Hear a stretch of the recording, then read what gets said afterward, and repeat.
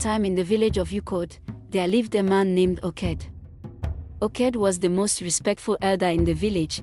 He had accomplished a lot at a young age and was loved by all. He has 2 wives who both bore a daughter each for him. The first wife, who he loved dearly, was called Ngoma and her daughter called Natasha. His second wife was called Ngozi and her daughter called Adis. It was easy to know why Okod fell for his first wife, though no one, not even Okod, knows how his love for his second wife came about. His first wife Ngoma was caring, kind, a peacemaker, astonishingly beautiful, easygoing and endearing. And that was why he had fallen in love with her in his younger days. On his wedding day, he received loads of congratulations and praises from his buddies and the other envious young village men on the gem of a woman he had acquired. After marriage, life was bliss. Okod and Ngoma were the most talked about couple. You would always hear conversation like this. Look at how Oked carries his wife like an egg. In short, he treats her like she is much more fragile and valuable than a golden egg. Ngoma is enjoying, oh, look how she's glowing. All Oked talk about is his beautiful Ngoma. I was never in a rush to get married till I started hearing about their marriage life. I wish my marriage was this sweet, oh, Ngoma and Oked, let us rest. Don't suffocate the singles with your love. The maidens wish to find their Okod and the lads wish to find their Ngoma, but at last, nothing good lasts forever. What no one thought would happen in a million years happened. Oked announced his second marriage. It was a shock to the elders and all their well-wishers. Sure, polygamy was common in the village, but it was only practiced by wayward men with characters that are nothing like Oked's, and a marriage as sweet as Oked's, and Ngoma will surely face its doom if invaded by a third party. Well-wishers and concerned friends gave their advice to Oked, but it was like talking to a brick wall. They couldn't understand how someone who never had eyes for anyone but his wife went through a drastic change in one day. And although Ngoma put on a smile and supported her husband, it was hard to miss the pain in her eyes. She couldn't understand her husband. She knew he was a loyal man. He had sworn no interest in polygamy and promised she was the one and only. She had tried to have a conversation on his change of heart, but Oked would get irritated or would flat out ignore her, and since all her words also fell on deaf ears, she decided to quietly support her husband. Ngoma was surprised on the wedding day to see her husband's new bride was her best friend Ngozi, who had been happy with her during her own marriage, and who had consoled her on the news of her husband's second marriage. But Ngoma put on a smile and welcomed her with open hands. Although her friend Ngozi had lied to her face the entire time, Ngoma tried to keep a positive mindset, but everyone else knew her fairytale marriage life had come to an abrupt end. Everything changed. It was obvious that the new wife was a menace. Disrespectful, rude, and envious. She would always bully a now heavily pregnant Ngoma. What no one understood was how a woman like this caught the eyes of Oked. She had nothing in common with what Oked would always boast he wanted in a woman, but then again Oked was not like the man everyone once knew. He was always humble, kind, just and jovial, but the Oked of nowadays always looks dazed and drained of energy except when he was aggressively defending and supporting his new wife's wrongdoings. Ngoma had to escape to her parents' home to safely deliver her child. Before returning to her husband's house, the baby girl was called Natasha. After holding his baby girl in his hands for the first time, something strange happened. It was like a spell was broken. Oked's dull eyes brightened, and he was filled with energy. He became the Oked everyone knew and loved. He didn't let the injustice going on in his compound to continue for a second longer. He was disgusted when he found out about what Ngoma had to go through at the hands of his second wife.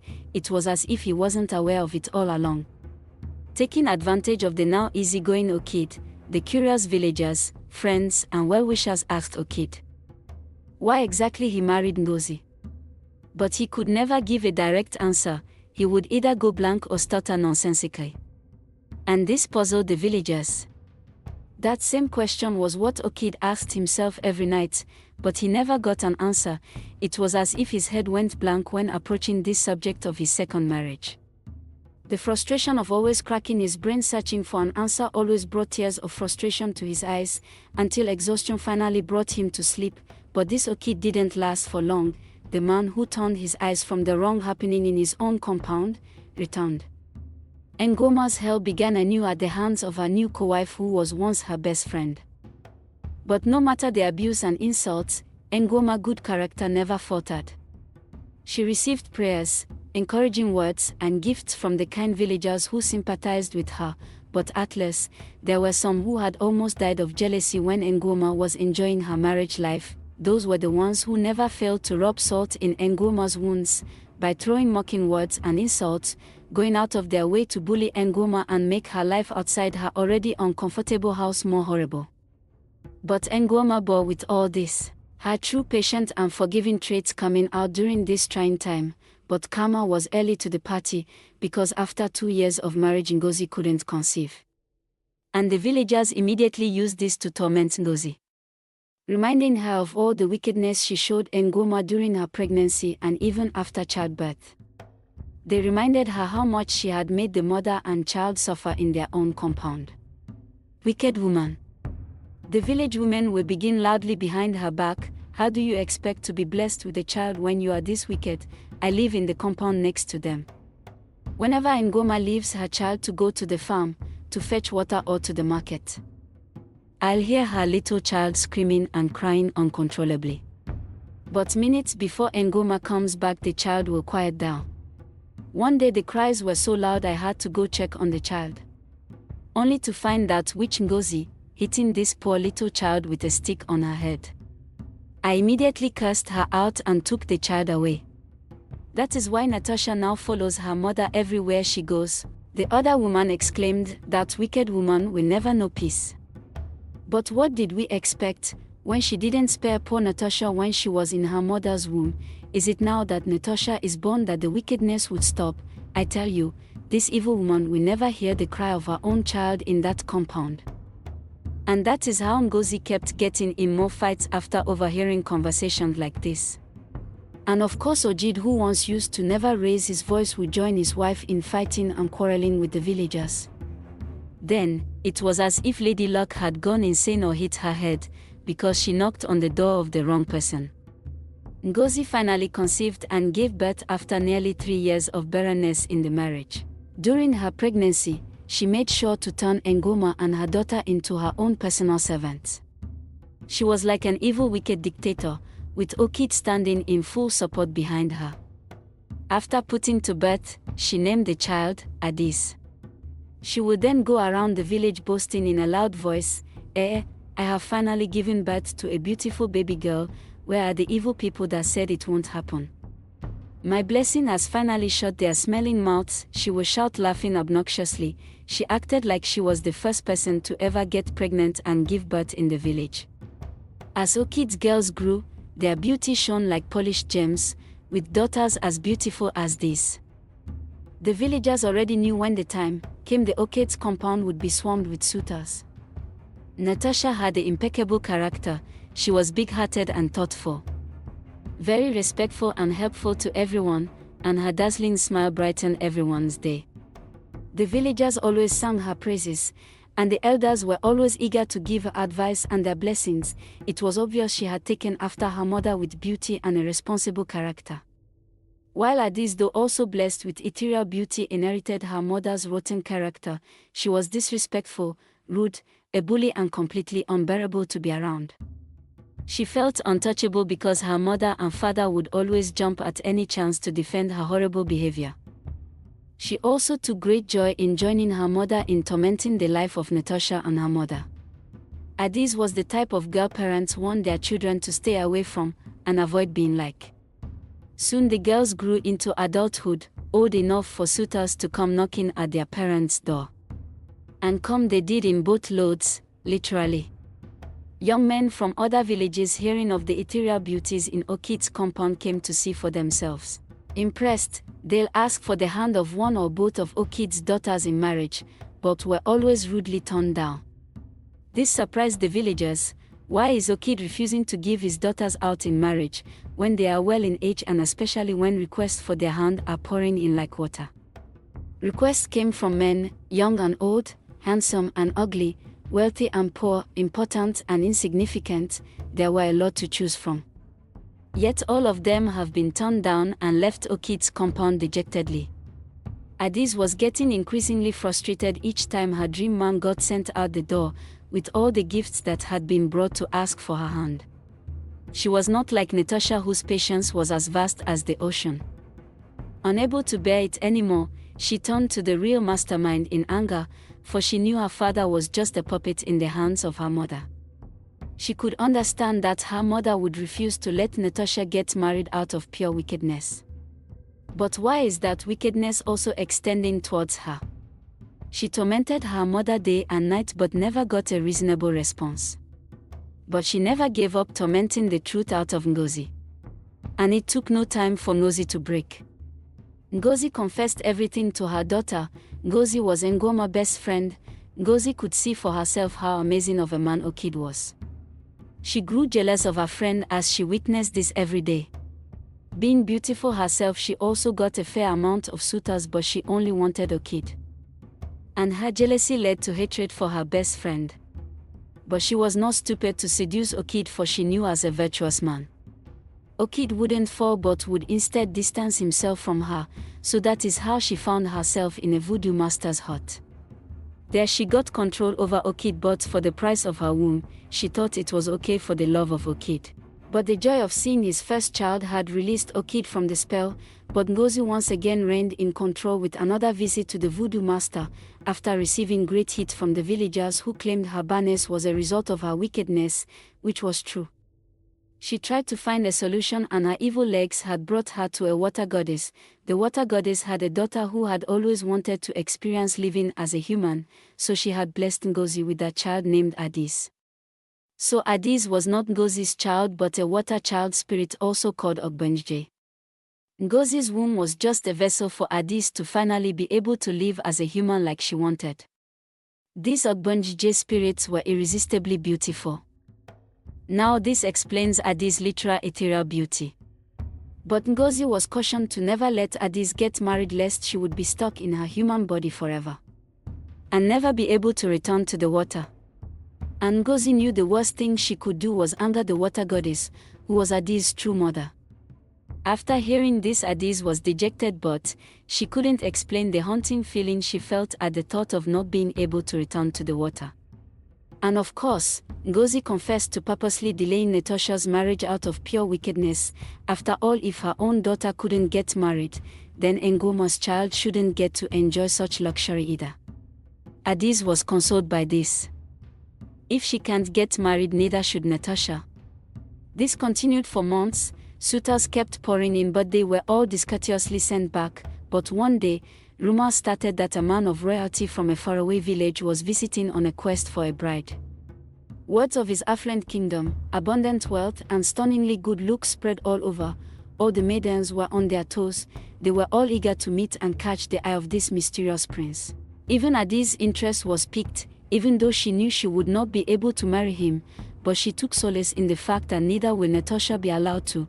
But one sunny afternoon her jaw dropped to the ground, when she noticed a handsome man heavily clad in expensive robes hand in hand with Natasha, followed by a bunch of guards each carrying expensive gifts, obviously for Natasha's hand. It was love at first sight for Adis. On seeing this man, she did not care that her marriage might cause her to lose her access to the water where she belongs. Why would she even care if she never gets to return to the water, if she gets to live the rest of her life in luxury by marrying this man?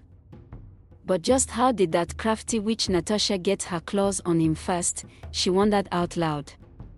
Doesn't matter, I'm the more beautiful one.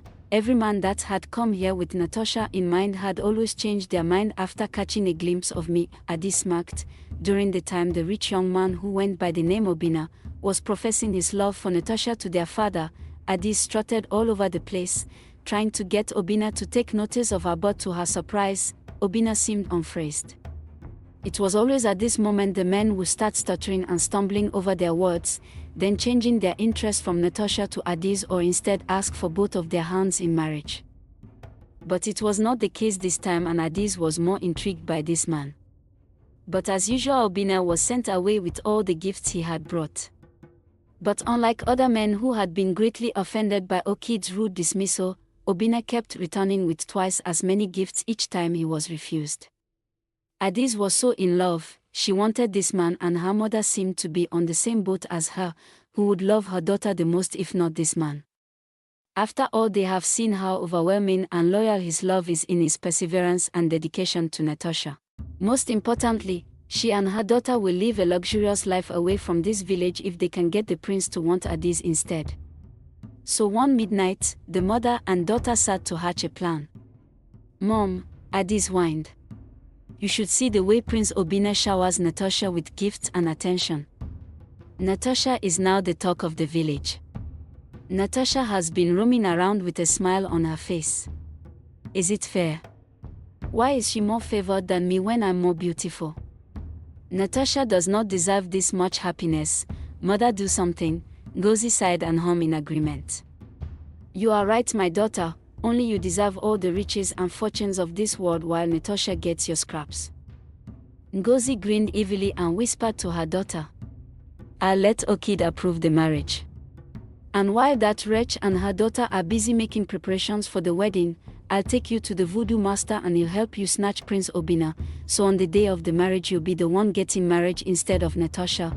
The mother and child laughed evilly as they prepared to make history repeat itself. The next time Obinna came, Okid welcomed him with open arms and gave him his blessings to marry Natasha. Excited, Obinna and Natasha picked a wedding date and started immediate planning. Word spread fast and Natasha was the most popular maiden. The other maidens sang her praises and prayed to be blessed just like her. While this happened, Addis and her mom rushed to the voodoo master to tie down Obinna with a love charm, just like Ngozi did with Okid long ago. So with renewed confidence, Addis frequently visited Obinna, trying to tempt him with her otherworldly charms and beauty. And fell for her, Obinna did. 2 days before the wedding, Prince Obinna cut off his marriage with Natasha, and instead asked for Addis' hand, which her father readily gave. This news was like a blow to Natasha's reputation. The maidens that once sang her praises began to mock her. They called her cursed and rejected, and then flocked to her sister. Addis went around boasting of her rich husband. She said that she would never return back to this wretched village, and she made sure to gloat on Natasha and her mother. Natasha was distraught with this change. She took solace in her mother's arms, who whispered comforting words into her ear. But Ngoma had gotten tired of all this oppression she and her daughter were always going through. So while Ngozi and her daughter were in the high of the wedding preparation, Ngoma took to fasting, crying and putting all her worries and pain into her prayers to God. The wedding day came and it was the most talked about in the village. Guests from other villages came to celebrate. It was a luxurious event. Foods and drinks were surplus. Guests ate and drank to their fill, and sang loudly the praises of the new couple. After the marriage, the newlywed bid farewell as they returned to Obinna's kingdom. But not before Obinna promised to come back to take Ngozi with him. And that was the new information Ngozi used in tormenting the village. How she would soon be swimming in luxury alongside her daughter when her son-in-law comes to take her. Not long after Addis' marriage, a young poor farmer who had arrived in their village searching for a better life around the same time Obinna did, started pursuing Natasha's hand. Ngozi laughed at this. She had always hated this man because although he was dirt poor, he had the nerve to persistently pursue Addis, who was way out of his league. He must have fallen victim to her marine beauty, Ngozi thought proudly. But now Addis has gone away, any hold her spiritual beauty held over these men were broken. So she let Okid give Natasha's hand in marriage to this poor farmer. Natasha didn't object. She was satisfied with the poor farmer's humility and hardworking character. But some laughed behind her back, they would say. From being courted by a prince to now marrying a wretched farmer, what bad luck she have. Ngozi took joy in knowing while she and her daughter would enjoy a lavish lifestyle as royalty, Natasha would be struggling tooth and nail with her poor husband. But to everyone's surprise, on the wedding day, what they all thought would be a laughable ceremony compared to Addis' marriage ended up being the talk of not just the village, but even the neighboring villages for years to come. This wedding was beyond affluent. Royal guards flocked everywhere. Food and drinks flowed like water, enough to feed the tens of thousands that attended, with surplus remaining, top-notch entertainment, decorations, and wedding robes that screamed of opulence.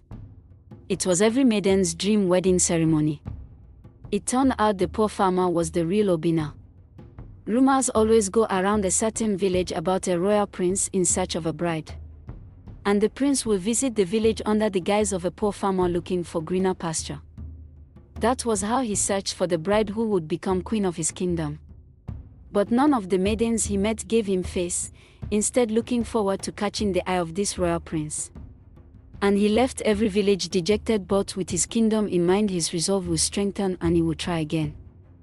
That was what he did in Ukud again.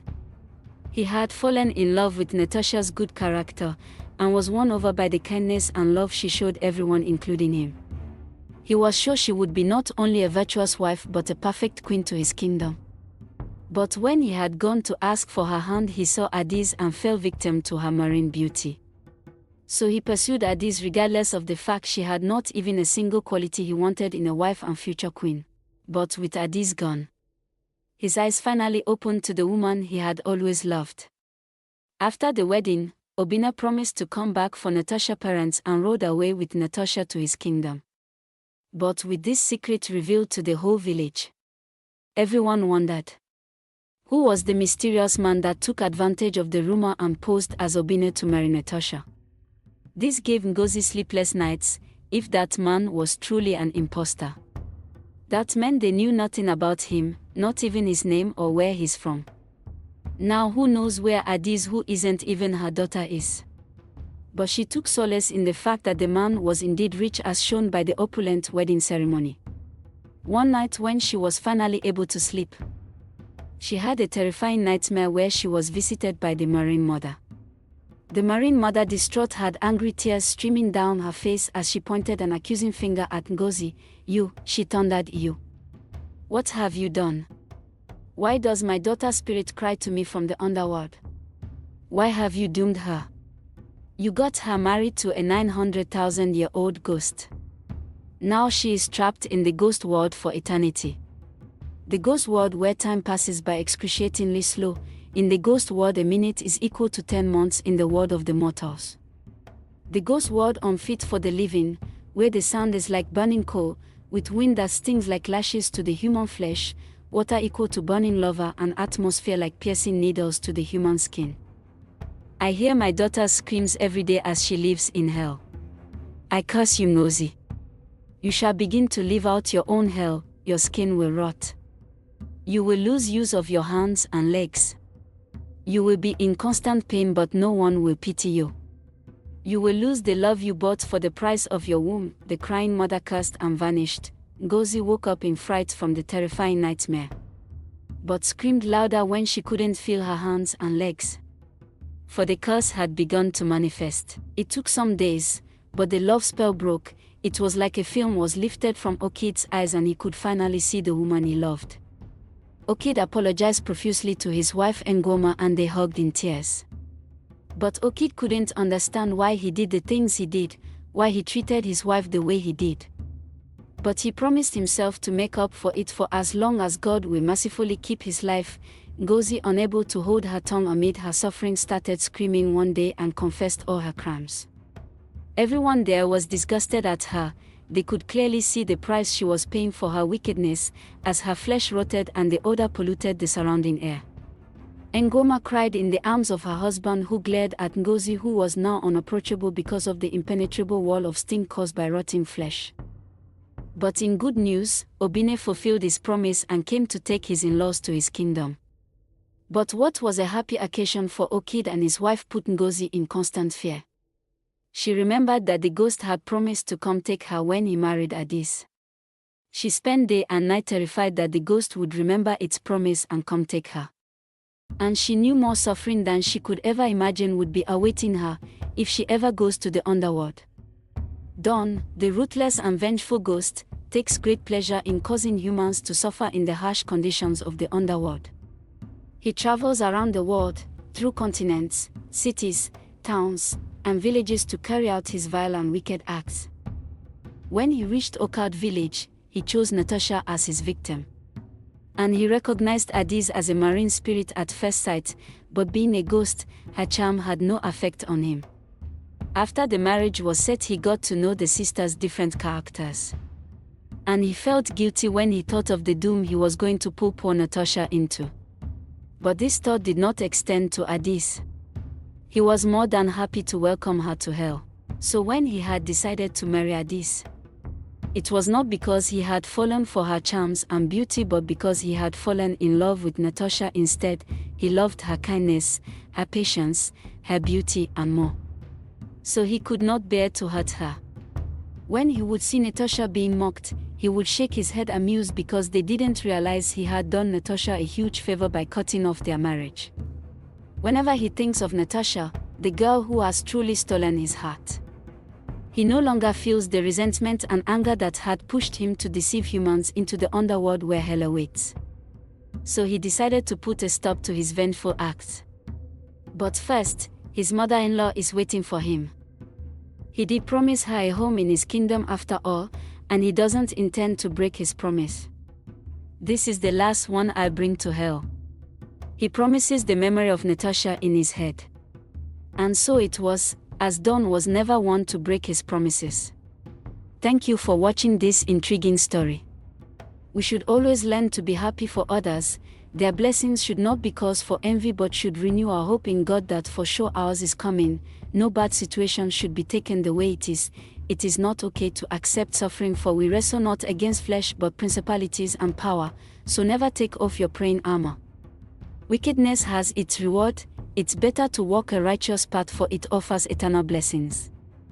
While a wicked path, though it may look straight and easy, leads to an eternity of condemnation. What are your thoughts on this story and the characters? Pour out your thoughts in the comment section. Thank you for watching. Please don't forget to like, share, comment, and subscribe to the channel for more engaging and satisfying stories like this. Have a good day.